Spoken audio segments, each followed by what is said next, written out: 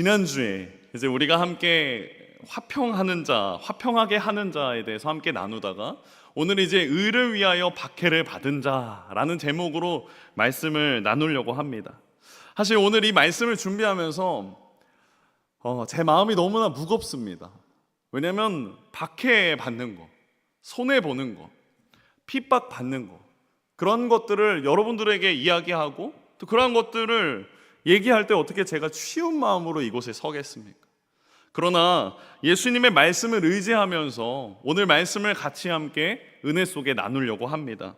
저와 여러분이 오늘 이 팔복의 말씀을 이제 마무리하고 정리하면서 이 모든 팔복의 복을 누리시는 저와 여러분이 되기를 주님의 이름으로 축복합니다. 여러분 혹시 프레임이라는 단어 들어보신 적 있으신가요? 여러분 이 프레임이라는 단어를 들었을 때 여러분은 어떤 생각이 드십니까? 아마 사진을 좋아하시는 분들은 사진을 속에 한 컷 한 컷을 이야기하는 프레임을 떠올릴 수 있습니다.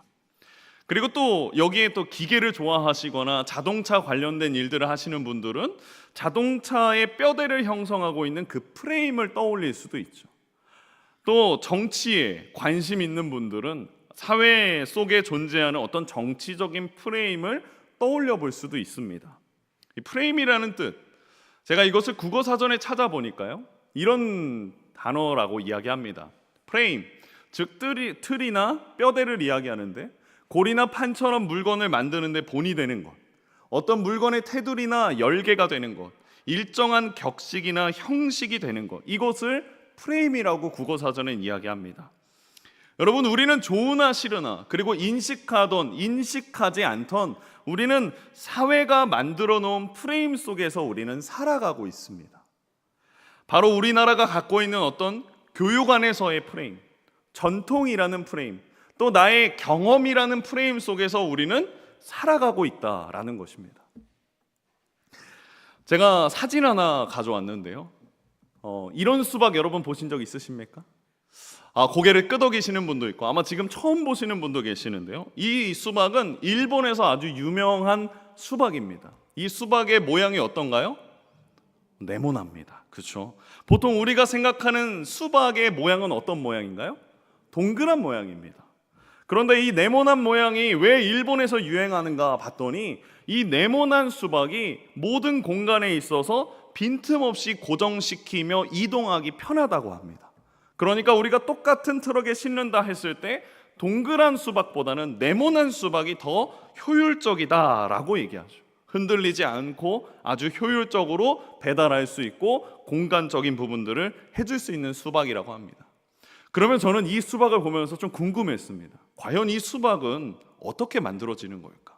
뭔가 유전자적인 조작으로 인해서 이 네모난 수박이 완성되는 걸까? 제가 찾아보니까요, 이렇게 나옵니다. 이 수박은요, 그냥 가둬놓으면 됩니다. 네모난 수박은 그저 네모난 틀 속에 가둬놓고 자라게 하면요, 네모난 수박이 만들어집니다.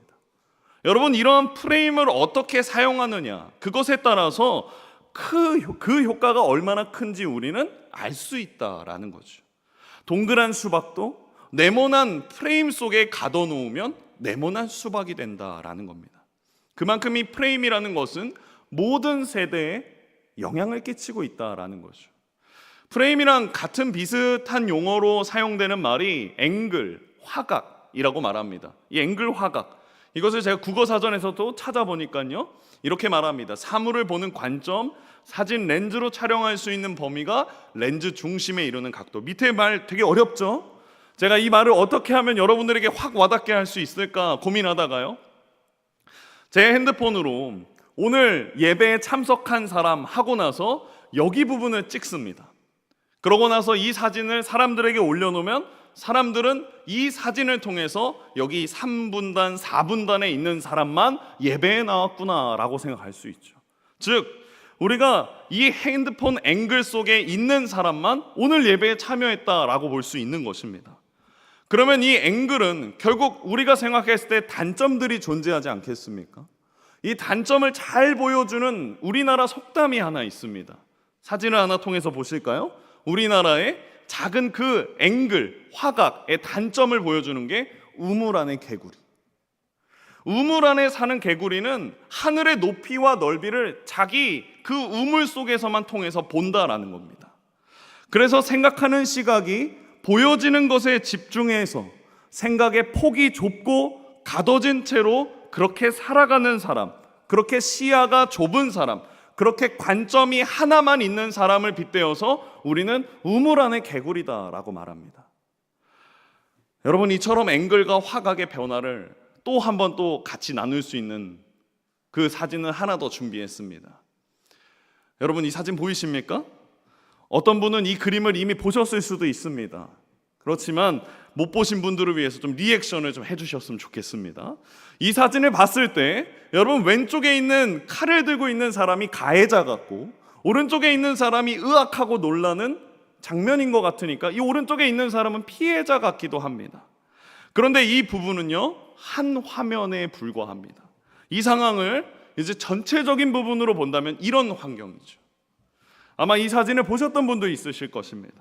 왼쪽에 있는 사람이 가해자인 줄 알았는데 오히려 피해자이고, 오른쪽에 있는 사람이 피해자인 줄 알았는데 오히려 가해자라는, 카메라 앵글이 그 중앙만 딱 잡고 있으니까 모든 상황이 뒤바뀌어서 보인다라는 겁니다.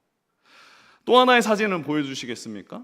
여러분, 이 사진을 보셨을 때 어떤 게 보이십니까? 색소폰을 불고 있는 남자의 모양이 보이십니까? 아니면 어떤 여인의 얼굴이 보이십니까? 이것이 프레임이라는 것, 앵글이라는 것, 우리가 어떤 관점 하나에 갇혀 있다면 이렇게밖에 볼 수 없다라는 것을 보여드리는 겁니다. 제가 왜 오늘 이 말씀 서두에서 이런 그림을 가져왔냐면, 여러분, 세상의 관점으로 천국을 보고 예수님께서 말씀하시는 복을 세상의 관점으로 보면 우리는 그 귀한 복들이 어쩌면 놓치면서 살 수 있기 때문을 이야기하고 있는 것입니다. 주님과 같은 관점에서, 주님과 같은 앵글에서, 주님이 보시는 그 관점에서 보는 것이 아니라 세상이 말하는 관점으로 오늘 팔복을 본다면 그냥 이런 복이구나, 그냥 그런 거구나 라고 생각할 수 있기 때문입니다. 여러분, 팔복의 말씀이 마찬가지예요. 세상이 바라보는 복의 관점과 예수님이 말씀하시는 복의 관점은 다릅니다. 세상은 돈이 많아지는 것이 복이라고 말하고, 건강하는 것이 복이라고 말하고, 우리가 존귀하고 영광을 받고 모든 것마다 명예를 얻는 것이 복이라고 말합니다. 그러나 예수님께서 말씀하시는 복은 그런 복의 관점이 아니라는 거죠.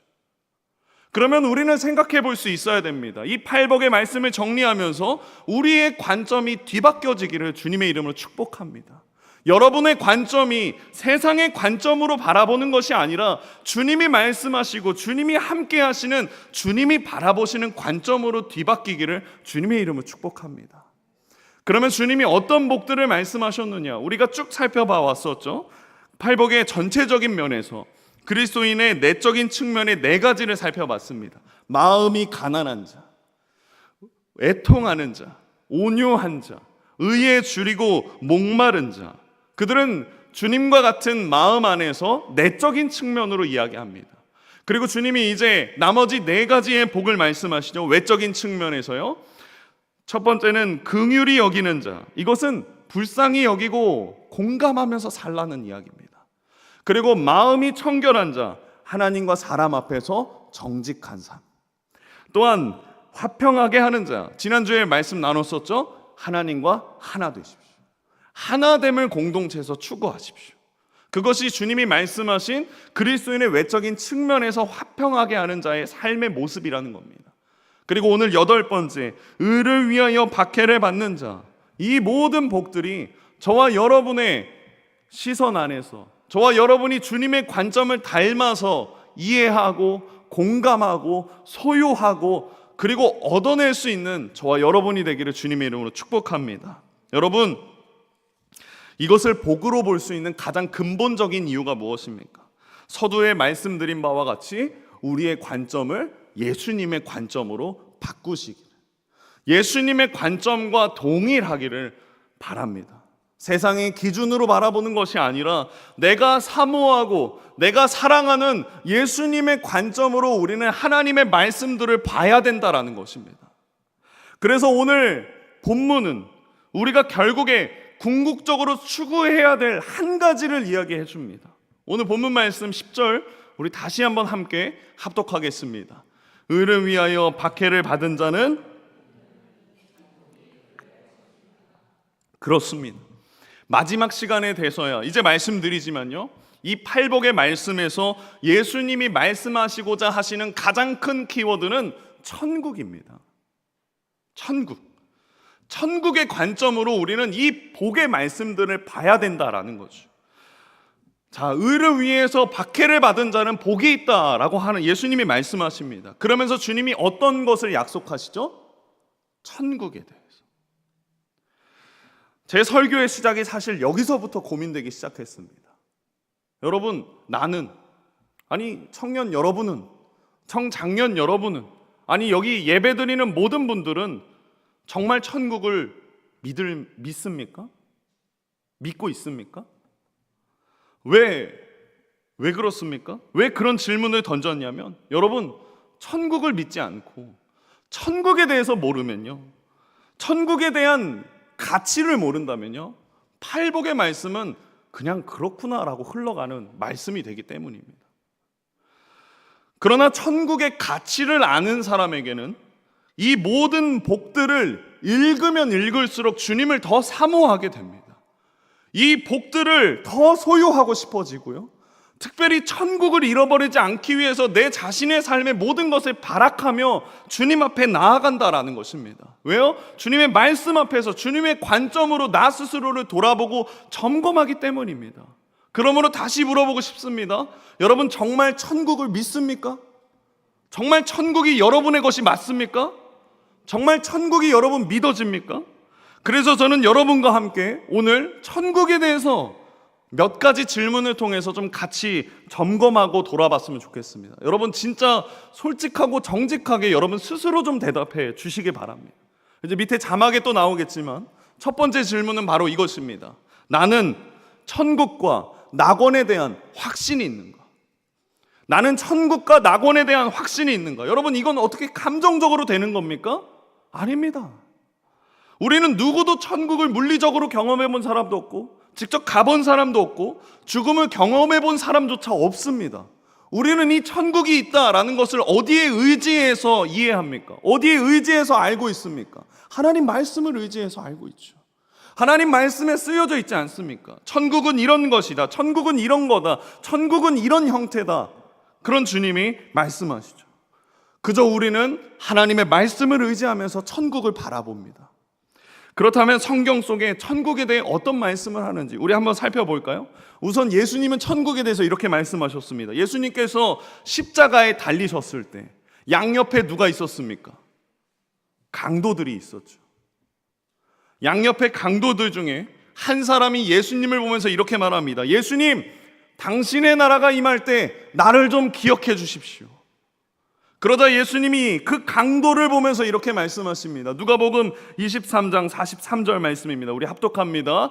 예수님께서 이르시되 내가 진실로 내게 이르노니 오늘 네가 나와 함께 낙원에 있으리라. 죽어서 가는 천국, 그리고 그 낙원, 파라다이스, 그곳을 주님이 정확하게 말씀하시죠. 오늘 바로 네가 나와 함께 낙원에 있을 거다, 천국에 있을 거다, 파라다이스에 있을 거다. 이 낙원에 대해서 예수님은 이렇게 말씀하셨습니다. 또한 고린도 후서에 보니까 천국에 대한 표현이 사도 바울은 이렇게 말합니다. 내가 그리스도 안에 있는 한 사람을 아노니, 이 한 사람은 바울 자신을 말하죠. 바울이 그 사람을 안다라고 말합니다. 그러면서 그는 14년 전에 셋째 하늘에 이끌려간 자라. 여기서 이 셋째 하늘이란 헬라 문화에서 천국을 의미합니다. 3층 천을 의미하죠. 그러니까 바울은 하나님이 은혜를 주시고 천국의 계시를 주셔서 천국에 갔다 왔습니다. 3절에 이렇게 말하죠. 내가 이런 사람을 아노니, 그 다음에 4절에 그가 낙원으로 이끌려가서 말로 표현할 수 없는 말을 들었으니 사람이 가히 이르지 못할 말이로다.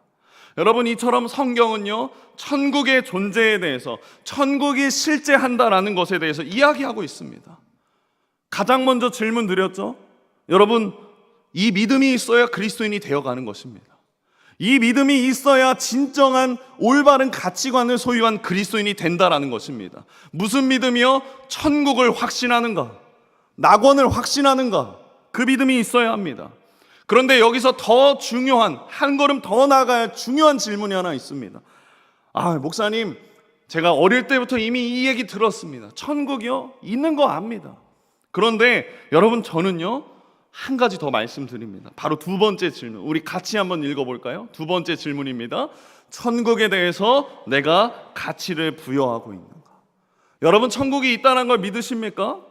그 다음 여러분은 정말 천국에 대한 가치를 부여하면서 살고 계십니까? 이 땅에서의 삶보다 천국에서 살아갈 나의 삶, 나의 모든 것이 천국이 이 땅의 삶보다 더 가치가 있다라고 여러분 정말로 믿으시는지, 그것을 우리는 먼저 점검해야 합니다. 예수님이 이렇게 말씀하셨습니다. 마태복음 13장 44절입니다. 우리 함께 합독하겠습니다. 천국은 마치 숨겨두고 기뻐하며 돌아가서 자기의 소유를 다 팔아 그 밭을 사느니라. 천국은 무엇입니까? 마치 밭에 감춰진 보화와 같답니다. 어떤 사람이 밭을 갈았습니다. 그런데 밭을 갈다가 곡괭이 속에 깽 하고 뭔가가 소리가 나서 봤더니 거기에 엄청난 보화가 숨겨져 있었습니다. 이 사람은 그 보화를 발견했었는데 아마 이 사람은 소장농이었던 것 같습니다. 자신의 밭을 관리하고 있었던 것이 아니라 다른 사람의 밭을, 내가 임시로 밭을 관리하고 있었던 것 같습니다. 이 사람이 곡괭이로 파다가 무엇을 발견했습니까? 엄청난 보화를 발견했습니다. 그러자 이 사람이 이 밭을 사야겠다라고 생각하며 자신의 있는 모든 것들을 다 팔아서 그 밭을 삽니다. 왜 그렇습니까? 왜 이 사람이 자신의 소유를 다 팔아서 그 땅을 샀습니까? 그 땅에 무엇이 있는지 알기 때문이라는 거죠. 어마어마한 보화가 그 땅에 숨겨져 있고 발견한 것을 알기 때문에 자기의 모든 것을 포기하며 그 밭을 사는 것입니다. 자, 여기서 우리는 스스로에게 질문해야 합니다. 이 땅에서의 삶, 이 땅에서의 삶 그 어떤 것보다 하나님 나라, 천국, 낙원, 파라다이스, 그 삶에 대한 기대감, 가치가 더 큽니까? 이건 사실 날마다 스스로에게 물어봐야 합니다. 우리는 이 땅에서 잘 먹고 잘 살 수도 있고 못 먹고 못 살 수도 있습니다. 우리는 이 땅에서 좋은 옷을 입을 수도 있고 조금 옷감이 질 떨어지는 옷을 입을 수도 있습니다. 우리는 좋은 것을 먹을 수도 있고 굉장히 남는 음식을 먹을 수도 있습니다.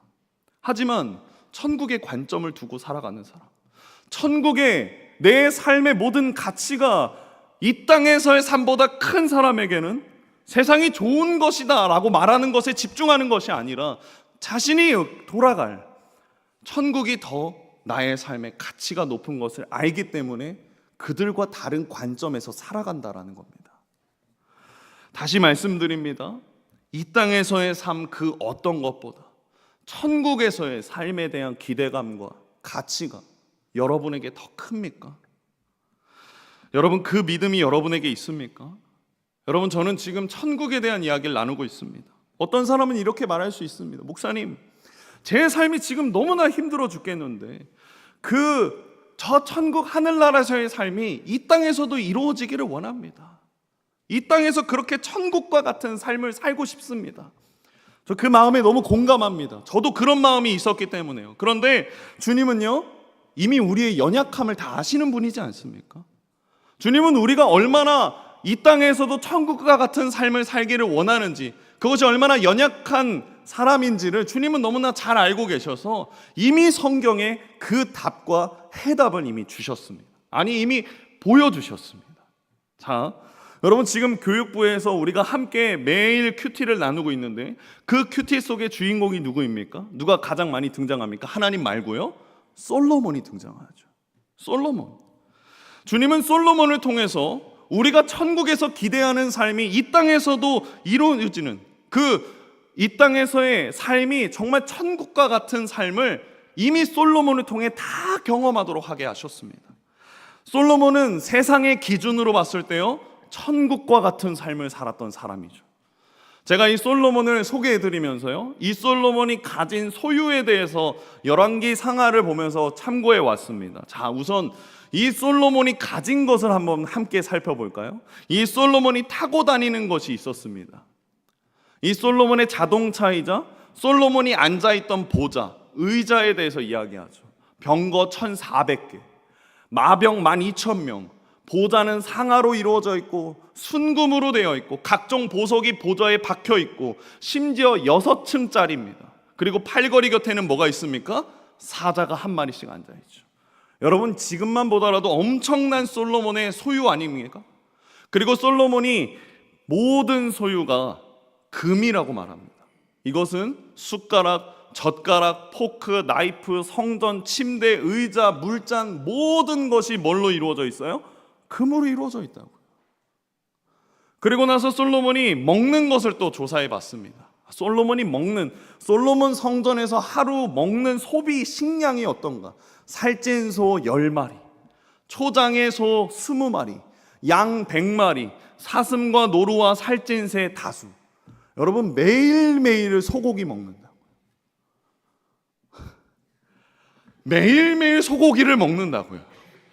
이 얼마나 큰 소유를 솔로몬이 가지고 있었습니까? 심지어 솔로몬이 가지고 있는 게 무엇이었습니까?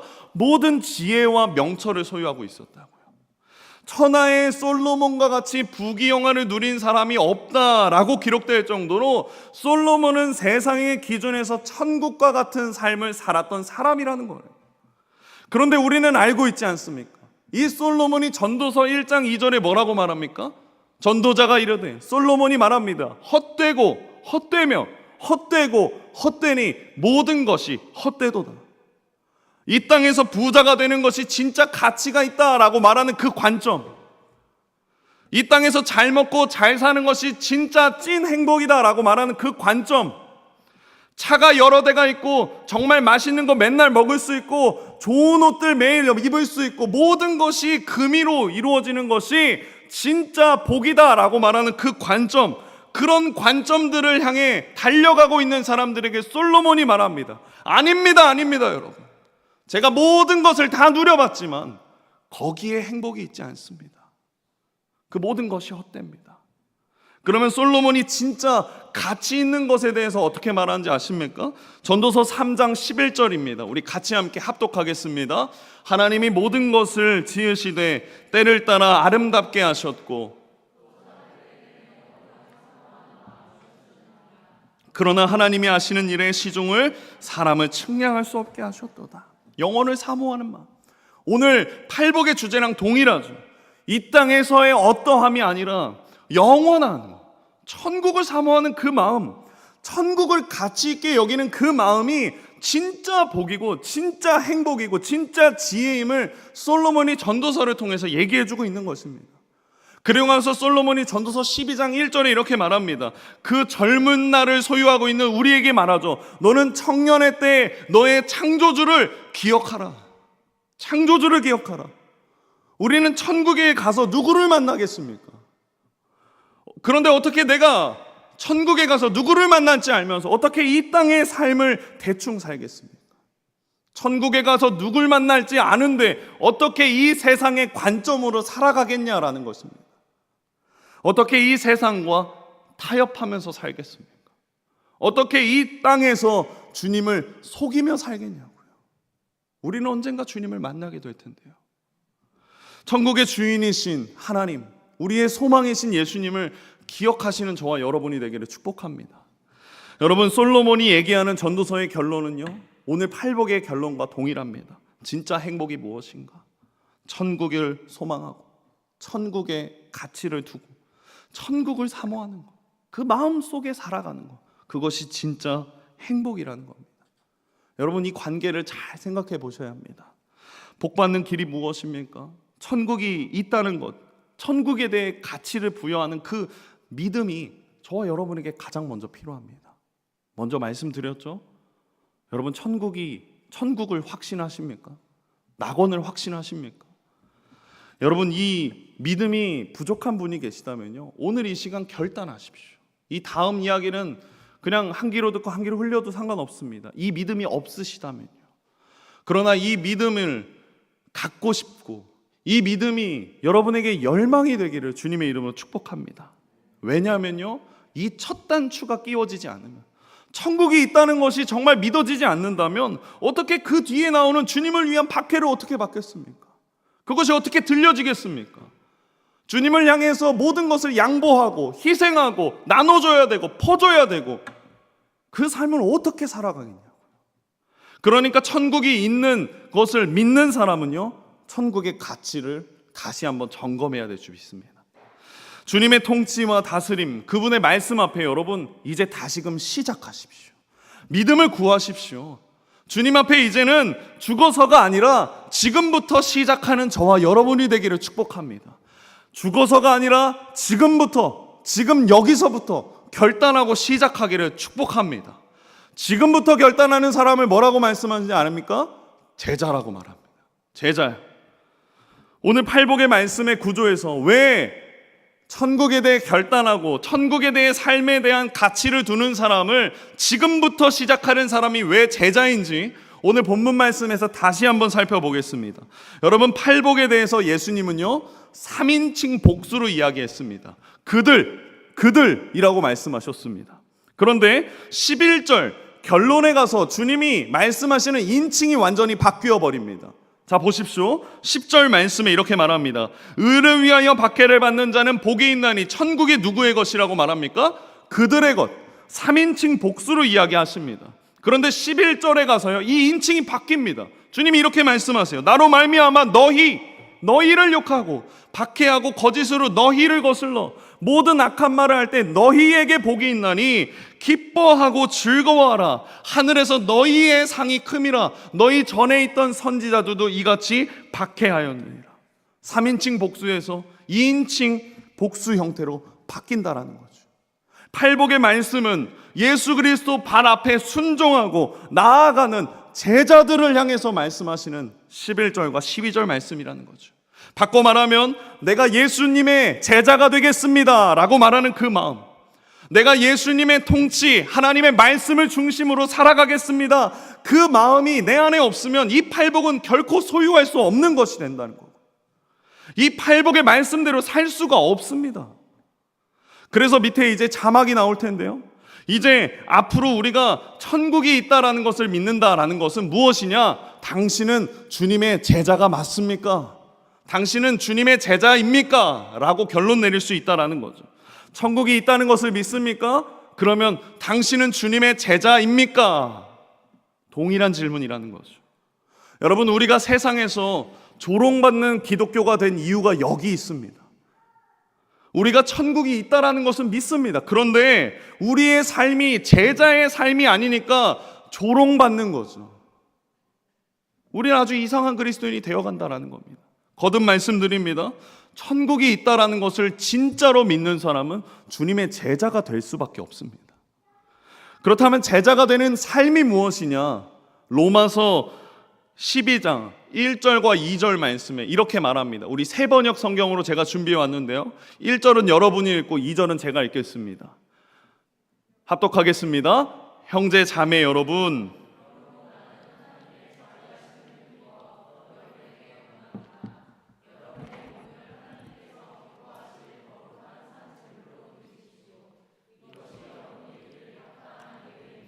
여러분은 이 시대의 풍조를 본받지 말고 마음을 새롭게 함으로 변화를 받아서 하나님의 선하시고 기뻐하시고 완전하신 뜻이 무엇인지를 분별하도록 하십시오.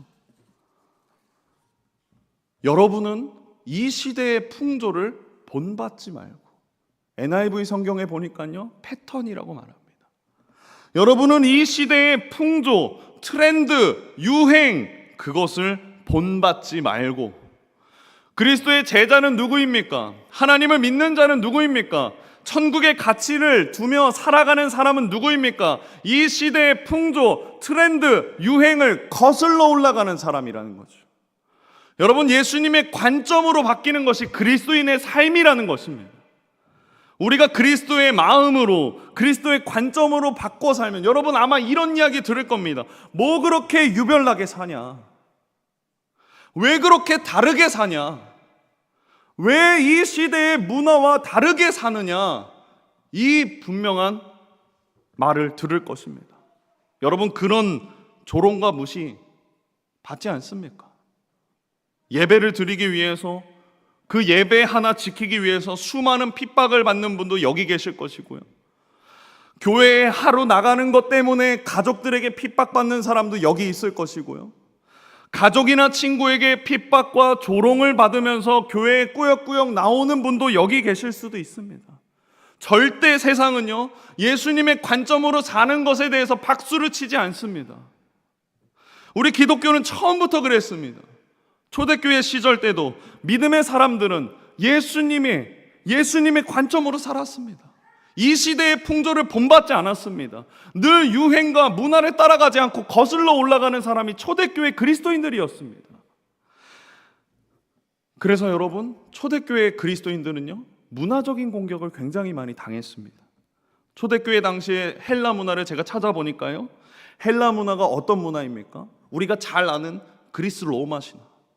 번개에도 신이 있고, 불에도 신이 있고, 사랑에도 신이 있고, 아름다운 것에도 신이 있고, 모든 건물마다, 어떤 것들마다 다 신이 있다라고 말합니다. 이들은 다양한 신들을 섬기고, 그것이 종교가 아니라 문화로 자리 잡았습니다.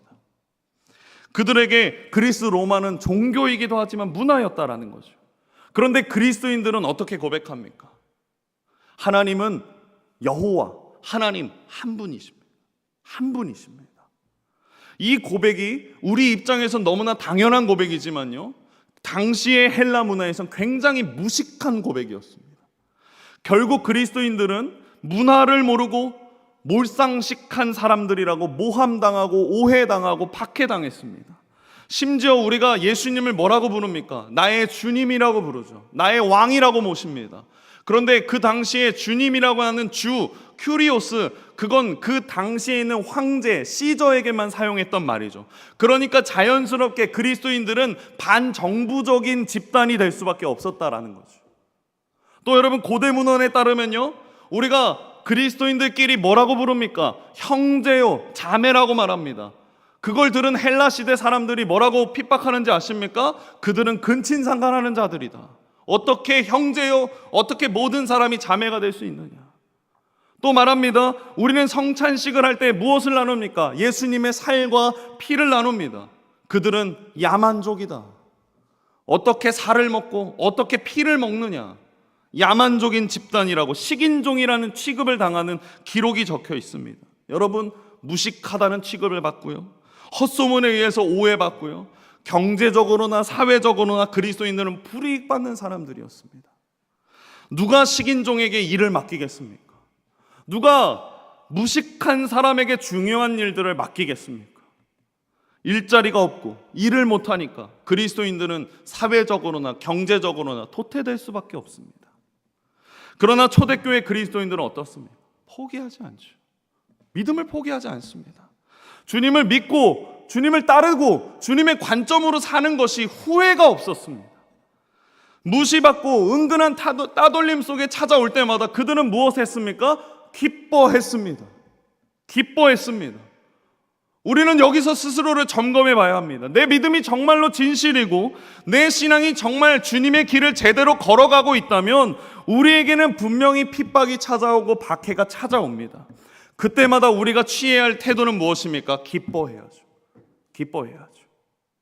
내가 주님의 길을 잘 걸어가고 있구나 확인하시고요, 내가 내 믿음이 정말 천국에 대해 가치를 두면서 살아가고 있구나를 생각하게 되고요, 점검하고요, 예수님의 관점으로 내가 살아가고 있는지 스스로 한번 돌아보시기를 주님의 이름으로 축복합니다. 오늘 본문 말씀을 11절과 12절에 메시지 성경으로 보니까요, 유진 피터스 목사님이 아주 정확하게 제 마음이 아니라 너무나 애절하게 이렇게 표현했습니다. 제가 읽어드리겠습니다. 그뿐 아니다. 사람들이 내 평판을 떨어뜨리려고 너희를 깔보거나 내쫓거나 너희에 대해 거짓을 말할 때마다 너희는 복을 받은 줄로 알아라. 그들이 그렇게 하는 이유는 진리가 너무 가까이 있어서 그들이 불편을 느끼기 때문이다. 그런 일이 일어날 때 너희는 기뻐해도 좋다. 아예 만세를 불러도 좋다. 그들은 싫어하겠지만 나는 좋아하니 말이다. 온 천국이 박수를 보낼 것이다. 또한 너희만 그런 일을 당하는 것이 아님을 알아라. 내 예언자와 증인들은 언제나 그런 고생을 했다. 아멘. 아멘. 여러분, 예수님을 믿기 때문에 박해가 있고, 예수님을 따르기 때문에 손해가 있고, 예수님을 믿기 때문에 고통이 있습니까? 그러면 너무나 기뻐할 일이죠.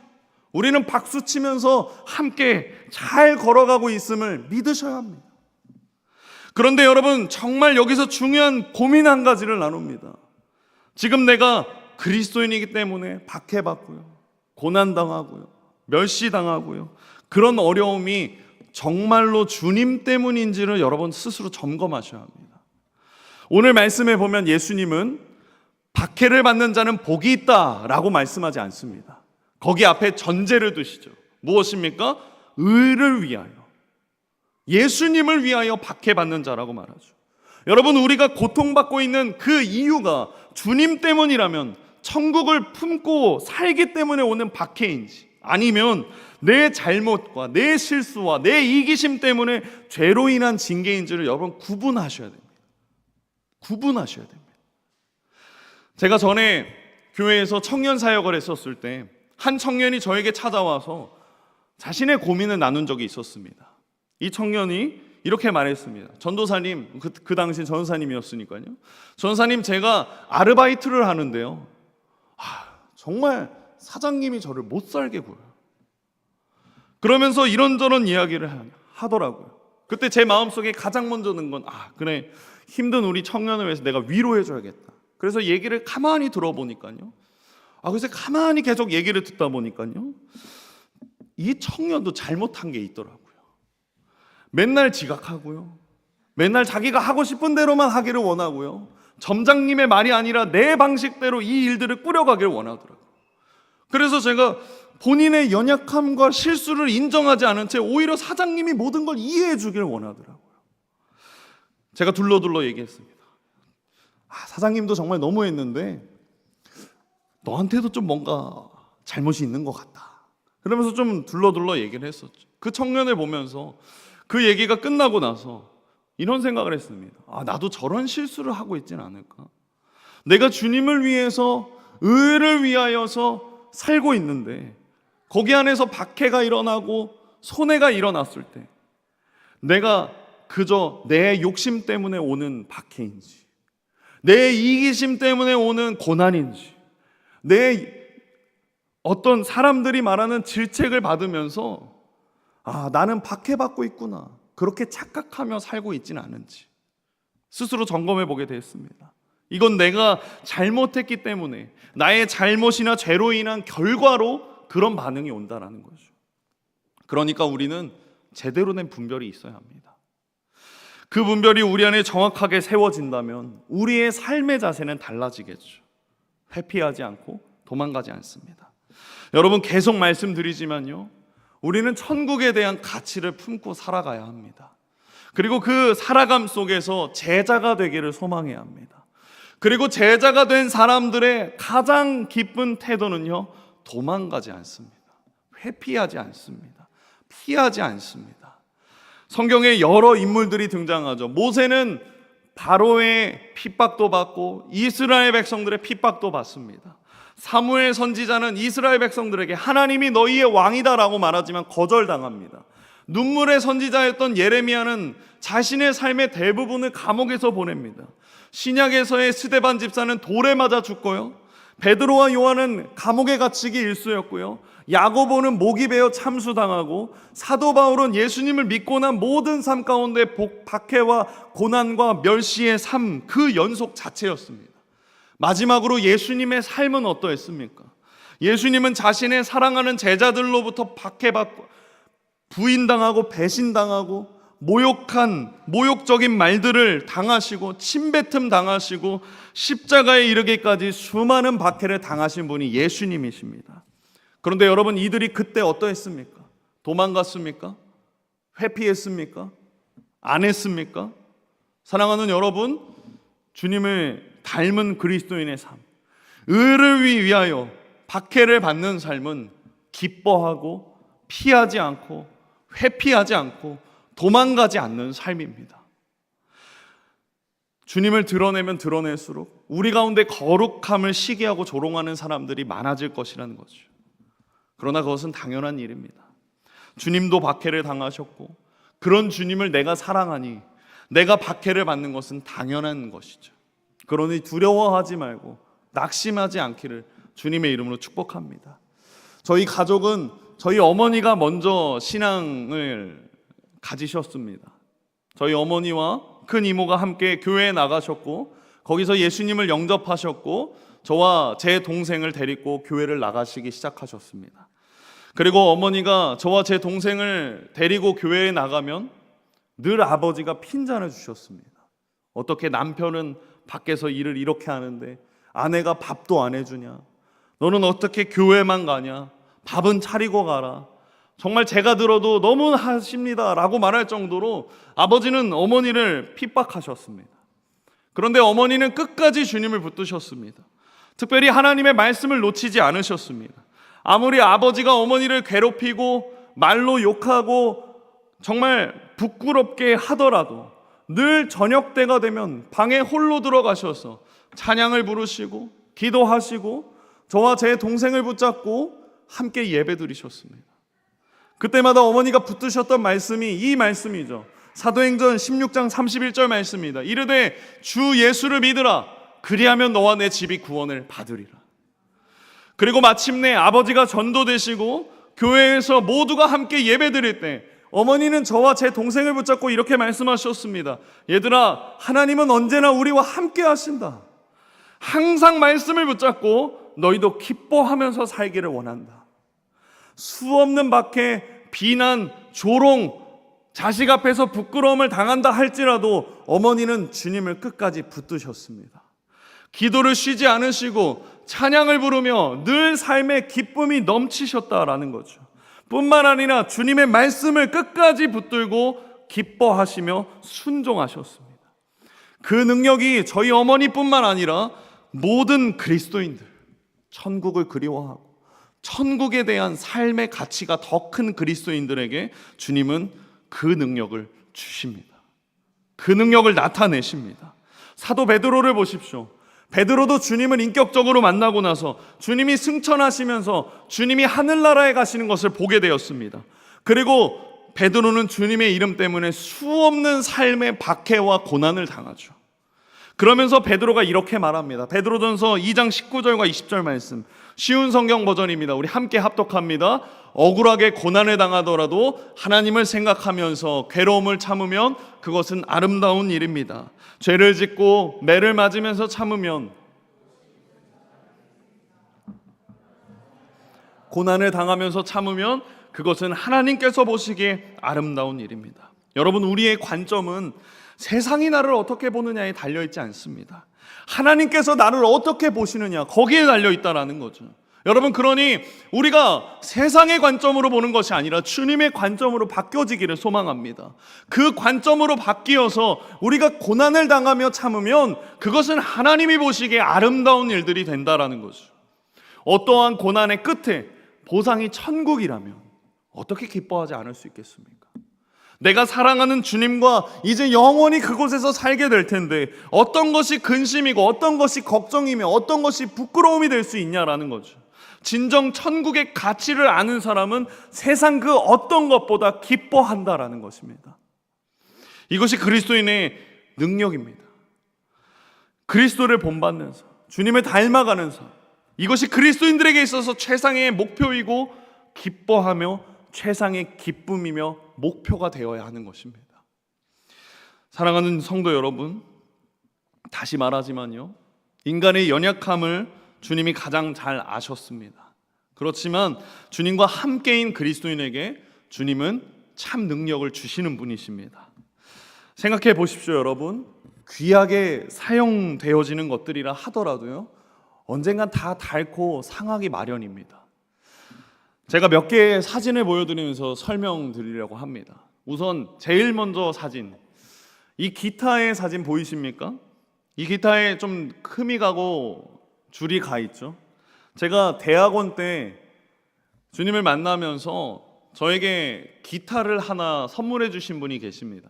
근데 그분이 선물해 주신 기타인데 이 기타가 어느덧 지나고 나서 보니까 이렇게 흠이 가고 줄이 가 있더라고요.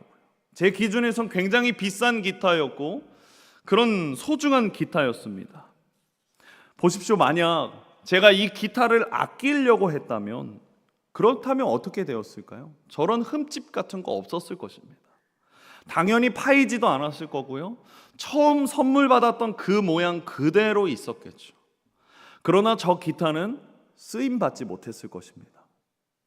내가 아끼고자 마음 먹으면요, 쓰임 받을 수 없습니다. 다시 말씀드립니다. 내가 아끼고자 하면요, 쓰임 받을 수 없습니다. 그런데 내가 쓰고자 하는 마음이 있다면 닳고 고장나고 부서지는 것은 당연하다라는 거죠.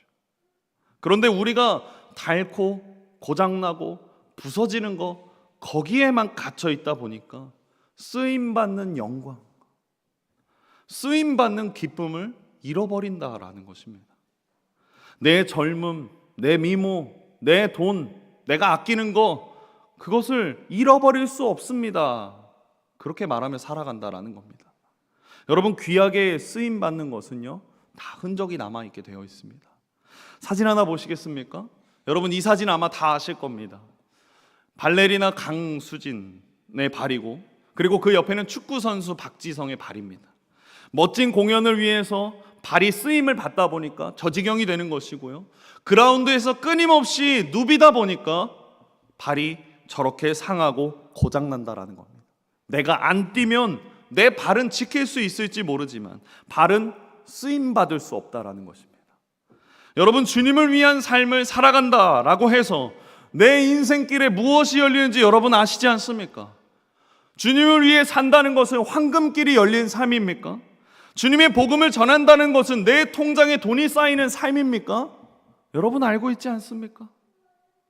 우리는 알고 있습니다. 예수 그리스도의 복음을 전하는 삶을 살다 보면 어려운 일을 만나죠. 내 재정을 나눠줘야 될 때가 있고요, 내 것을 포기해야 될 때가 있고요, 돈을 빌려줬는데 못 받을 때도 있습니다. 나는 섬기고 나는 사랑을 베풀었지만 그 끝에 돌아오는 건 배신일 수도 있습니다. 여러 가지 문제를 경험할 수 있죠. 그런데 내가 빼앗기고 상한 것에 집중하기보다 내가 주님을 위해 쓰임받아서 이러한 흔적들이 남아있구나, 내가 주님을 위해서 사용되다 보니 이렇게 닳아서 없어지는구나, 그 영광을 저와 여러분이 바라보았으면 좋겠습니다. 세상이 말하는 관점에서 사용되는 것이 아니라 주님이 말씀하신 관점에서 사용되어지기를 축복합니다. 의를 위하여 박해를 받는 것을 두려워하지 않기를 소망합니다. 가장 무엇보다 여러분 안에 천국이 진짜로 확신되어지기를 축복합니다. 그 믿음에서 시작하시기를 축복합니다. 말씀을 맺겠습니다. 우리 오늘 본문 말씀 10절 다시 한번 읽어볼까요? 의를 위하여 박해를 받은 자는 복이 있나니. 여러분, 천국 가기를 소망하고 계십니까? 그렇다면 이 땅에서의 가치에 소망을 두는 것이 아닌 저 하늘나라의 천국을 소망을 두며 살아가고 있습니까? 천국은 절대 교리적으로 가는 것이 아닙니다. 천국은 절대 내가 종교적인 마일리지를 쌓아서 가는 것이 아닙니다. 그렇다면 모태신앙이어서 가는 것도 아니고요, 열심히 봉사하고 헌신한다고 해서 가는 것이 아닙니다.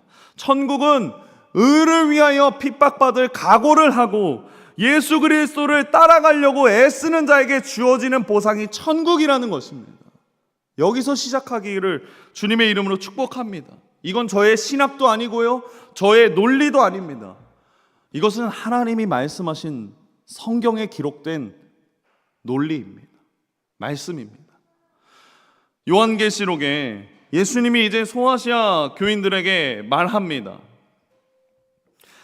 제가 여러 구절이지만 읽어드리도록 하겠습니다. 요한계시록 2장 7절 말씀, 여러분 잘 들으십시오. 귀 있는 자는 성령이 교회들에게 하신 말씀을 들을지어다. 이기는 그에게는 내가 하나님의 낙원에 있는 생명나무의 열매를 주어 먹게 하리라. 귀 있는 자는 성령이 교회들에게 하시는 말씀을 들을지어다. 이기는 자는 둘째 사망의 해를 받지 아니하리라. 귀 있는 자는 성령이 교회들에게 하시는 말씀을 들을지어다. 이기는 그에게 내가 감추었던 만나를 주고 또 흰 돌을 줄 터인데 그 돌 위에 새 이름을 기록한 것이 있나니 받는 자밖에는 그 이름을 알 사람이 없느니라. 이기는 자와 끝까지 내 일을 지키는 그에게 만국을 다스리는 권세를 주리니 이기는 자는 이와 같이 흰옷을 입을 것이요 내가 그 이름을 생명책에서 결코 지우지 아니하고 그 이름을 내 아버지 앞과 그의 천사들 앞에서 시인하리라. 이기는 자는 내 하나님 성전의 기둥이 되게 하리니 그가 결코 다시 나가지 아니하리라. 내가 하나님의 이름과 하나님의 성 곧 하늘에서 내 하나님께로부터 내려오는 새 예루살렘의 이름과 나의 새 이름을 그 위에 기록하리라. 이기는 그에게는 내가 내 보좌에 함께 앉게 하여 주기를 내가 이기고 아버지 보좌 앞에 앉은 것과 같이 하리라. 여러분, 천국은 이기는 자에게 주어지는 것입니다. 이기는 자가 누구입니까? 하나님 나라를 위해서 핍박과 조롱이 나에게 찾아오게 될 때 그것이 두려워서 도망치고 피하고 내가 받는 손해가 싫어서 예수 믿는 거 포기하고 잠깐 내 정욕 때문에 하나님의 법도를 잃어버리는 사람이 이기는 자입니까? 이기는 자는 하나님의 말씀 앞에 묵묵히 자기의 길을 걸어가는 자입니다. 이기는 자는 예배를 포기하지 않고 팔복의 삶을 사랑하고 누리길 원하고 이 땅에서의 삶의 가치를 누리는 자가 아니라 저 하늘나라의 삶의 가치를 두며 살아가는 사람입니다. 여러분, 이 승리를 고백하십시오. 여러분의 삶에 이 승리가 진짜로 고백되어지기를 축복합니다. 팔복의 말씀대로 삽시다. 나누어 주는 거 두려워하지 마십시오. 하나 되는 거 두려워하지 마십시오.